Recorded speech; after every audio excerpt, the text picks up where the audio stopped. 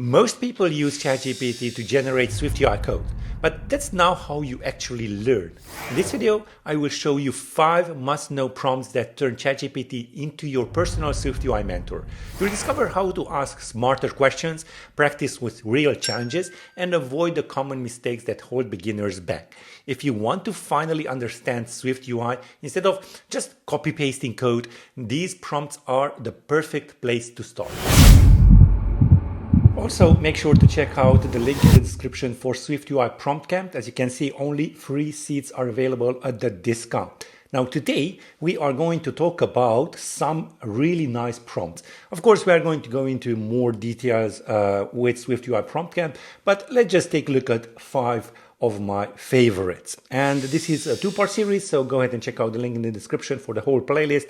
Next video, we'll cover another 5. Okay, so most people are just just going to copy and paste some code into ChatGPT and ask to just maybe make them better or whatever. But this is a better approach. I just copied out the first prompt and pasted it in there. Explain the SwiftUI scroll view like I'm 5, 15, and a junior dev. So let's just see that. Now, why does this actually work? Well, it builds upon, your comprehension. First, it's going to be like you're a 5-year-old and 15, and then you're a junior dev. So let's just take a look at this. Like you're 5. Imagine you have a big box of those, but your table is too small to see them all at once. So what do? You push the box forward and backward with your hand to see more toys. A scroll view is like that box in your app. It shows you some things. If there are too many to fit, you can slide your finger up, down, left, or right to see the rest. Yeah, that's a good one. Let's just see like we are 15. Think of your phone screen as a window. It can only show a small part of what's inside. If the content is longer than the screen, like a super long text message or a big photo album, you need scrolling. Yes, in SwiftUI, scroll view is a container. Yeah, here comes some words that we can better understand. Container that lets you place lots of content, lets the user scroll through that content. If it doesn't fit on the screen, you can scroll vertically or horizontally. So instead of chopping up your content to fit the screen, you wrap it in a scroll view and just let the user move through. Yeah, that's good. Now I'm really interested on the next level because, we are grown-ups. In SwiftUI, scroll view is a container view that provides scrollable behavior of its child views. Yeah, that's great. By default, it works vertically, but you can also make it horizontal or even both. Yes, even both. Scroll view dot vertical. Yeah, this is redundant, but for the sake of example, that's great for a junior dev. By default, it's vertical. V-stack spacing, and we have for each. Yeah, key points. You must put content inside the scroll view, often in a vertical stack, and H-stack for horizontal. Yes. You can use show indicators.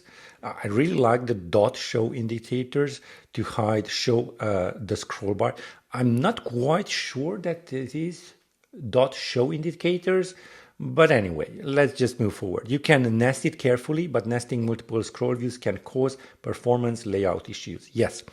For very large lists, prefer list or lazy V stack inside the scroll view to load content efficiently. Yeah, and next step would be just go into the lazy V stack and together with the scroll view. Think of scroll view as the base scrolling mechanism and list with lazy stacks as its optimized cousins. Yeah, scroll view, if you're using scroll view with lazy stacks, it is still optimized, so it's not quite over there. Okay, so that's our first prompt. Now let's take a look at the second prompt that I have prepared here, one of my favorites. SwiftUI Prompt Camp is now open, your fast track to mastering SwiftUI without the burnout. Forget grinding through endless tutorials that never stick. In this live 4-week camp, I will show you exactly how to use ChatGPT as your personal coding partner. So you actually understand SwiftUI, fix bugs in minutes, and build real apps with confidence.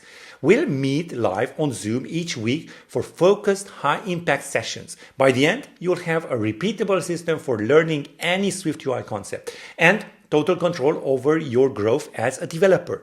The first 5 students get in just for $199, a massive 90% off discount of the regular $2,000. Spots are already filling up. Click below to save your seat before it's gone. So let's start off with act like a senior iOS mentor. Now this is really, really important, and I emphasize this throughout the videos in this series. Again, the link is down in the description for the whole playlist. Explain how VStack works with analogies. Analogies are so powerful when you are learning new things. So let's see how ChatGPT covers it. And by the way, we are using ChatGPT 5 at this moment. You might be using some legacy models if you want to, but basically this is the way to go. It will automatically choose the right model for the question at hand. So ChatGPT 5 from now on. Okay, so analogy 1, stack of blocks. Yeah, basically child-friendly. Imagine you're stacking toy blocks one on top of the other. Each block is a view, text, image, button. The stack itself is the VStack. The rules of the stack says everything goes on top of the previous thing in a straight line. Yeah, again, I kind of had this previously also. It just kind of assumes that it's building it up from the bottom up. As a coder, you're writing code, so it's kind of more intuitive if you are doing it one line at a time, so from top to bottom kind of. But the analogy is, it's kind of physics. You kind of assume that you put the first one on bottom and then the middle block and then the top block. Okay. And by the way, in SwiftUI prompt camp, we are doing all of these things. It's not just giving you the prompts and hello. We are also going to go through them and me explaining how things work and how you should prompt properly. Okay, a bookshelf. This is teen friendly. Think of a VStack as like a bookshelf with multiple shelves. Each shelf holds one item. The shelves are aligned in a straight vertical column. If the bookshelf is wider than the items, you can decide how the items are aligned. Yeah, alignment. This is really great, leading, center, and trailing. You can also decide how much space is between the shelves. It introduced spacing. Okay. And that's done with the alignment and spacing properties. Yeah, this is really good. And now analogy 3, a layout manager, developer friendly. Now let's step into developer mindset. A VStack is a layout container that measures each child's intrinsic size. Indeed, this is hands-on. Lays them out vertically, respecting alignment rules and spacing, expands or shrinks based on constraints from its parent. Indeed. Think of it like a vertical meeting scheduler. Each person view says, I need this much space. The scheduler, the VStack, places them one after another. Alignment decides how they are anchored on the x-axis, and spacing decides the gap between them. This is really great analogy. Under the hood, SwiftUI gives VStack its parents width, then lays out children in order, adjusting heights. Takeaways as your mentor. If you want items on top of each other, use VStack side by side, each stack, both directions, nested them with VStack inside a stack or vice versa. That's good takeaway. Mastering alignment and spacing in VStack is the first real step to thinking in SwiftUI layout. Yes, indeed. And that's kind of, making sure that you are also going forward, not just stop at a VStack. Really good. Now here comes my third prompt. I just paste it in there. We still got 2 after this. Give me a beginner challenge with VStack. Review my code after. Okay, so profile card. Oh, this is a big one. Okay, so create a simple profile card using a VStack. It should have a circle avatar. Just use image, this one. Okay, the person name in bold, a short description in smaller text, a button at the bottom that says follow. Requirements: use VStack to stack these items vertically, add spacing between elements, center everything horizontally, add some padding around the card. give the whole thing a background color. Yeah, so this is a good thing. Okay, we need to have the avatar. Once you write your version, paste it here, and I'll give you a line-by-line mentor review with suggestions for improvements. Okay, so this is how you would go about it. This is a tutorial, so give me the finished version. Now, because this is a tutorial, I'm just going for the finished version. That's fine for this purpose, but you should go ahead and put in the effort of trying to figure all of this out, just making sure that you go through and type it out yourself. And after that, ChatGPT will give you also feedback. So yeah, this is fine. It has a lot of frames, but I think it's fine. Okay, next up on the list, let me just copy and paste it in there. Create a simple SwiftUI app idea for a beginner. Walk me through it step by step. Now, this is kind of coding related, but it's also really important because, you know, you don't want to code out a lot of stuff before you have the big picture in mind. And yeah, proposing a simple to-do app, that's a good one. And we might get a quick answer. I would like to see what it comes up when it's actually going to go through a more in-depth version. Again, this is ChatGPT 5. So explaining it observable for beginners. Yeah, this will be really fun. Let's just wait for this. Okay, so it thought for 1 minute and 23 seconds. Yeah, reasonable. So here's a clean, beginner-friendly SwiftUI app you can build today with me walking you through it like a senior mentor sitting beside you. We'll make tiny tasks, a super simple to-do list with add, check off, delete, reorder, and lightweight persistent. What you learn: stacks and basic layouts, list and dynamic rows, state management at observable, iOS 17 plus. I really like that. Simple persistence with using user defaults plus codable. Yeah, it's simple one. It's fine if you want that only on your device and it's, you know, it's not super sensitive data. Deleting and reordering with built-in list gesture. So yeah, let's create the project, define the task model. I really like this. Is done title. Okay. Make a tiny data store with an observable. Task store, tasks, save key, adding, yes, toggle. Its toggling is done. Delete at offsets. And delete a task. Most probably it's just going to have multiple types of deletions.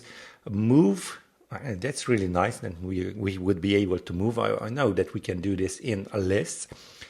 And then loading and saving and loading. Yeah, this is great. So, and a little bit of why we are using at observable instead of observable object / at published. Build a UI.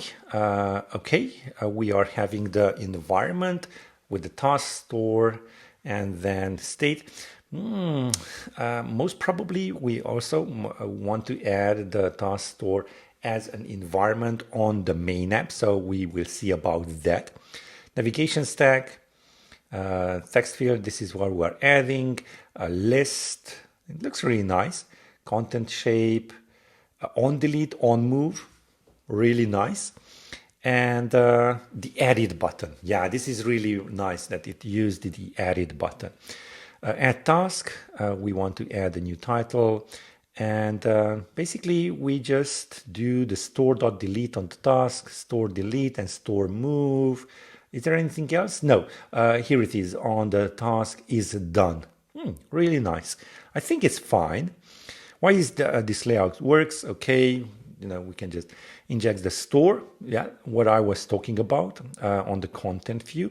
And that's it. Build and run. You can add tasks, take them off, delete, reorder, and your list persists between launches. Yes, so this is really, really nice. And of course, this has been done in a SwiftUI. That's why it's super short, like it's really, really short code.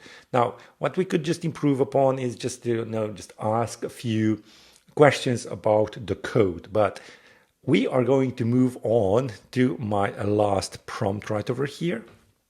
And that is, show me the most common mistakes beginners make with VStack and how to fix them. So this is a great question. Okay.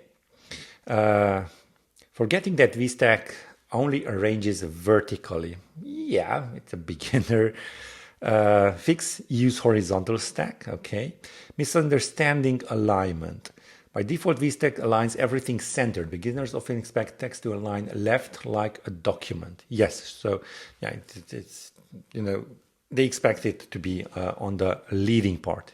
And the fix is to have the alignment of leading. Not using spacer correctly. Beginners sometimes drop a spacer and wonder why nothing happens.